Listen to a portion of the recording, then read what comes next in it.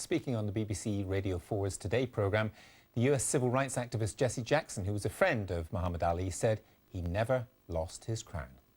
Well, I'm very sad tonight. I've lost a personal friend of more than 40 years. Ali was a defiant man of dignity who found his dignity to be non-negotiable when he decided to change his name and affirm his religion and not to go to war in Vietnam. They took away his boxing license, took away his title. They could not take away the crown and could not take away his sense of dignity. He was willing to sacrifice the crown and money and stature for his principles. And that is a level of sacrifice very few people will ever go to.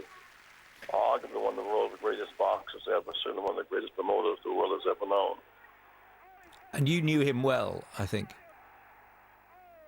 Well, I knew him. I remember so well when he was in exile and he was out of his religion and he was out of favor with the nation, with the U.S. government. The U.S. government tried to they dethroned him, to disgrace him, but he would not bow.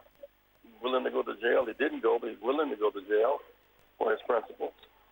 And I've seen some measured sacrifices made by people across the years. But in the height of his career, now let us not forget, 1960 was the height of legal racial supremacy in America. At the time that he refused to bow.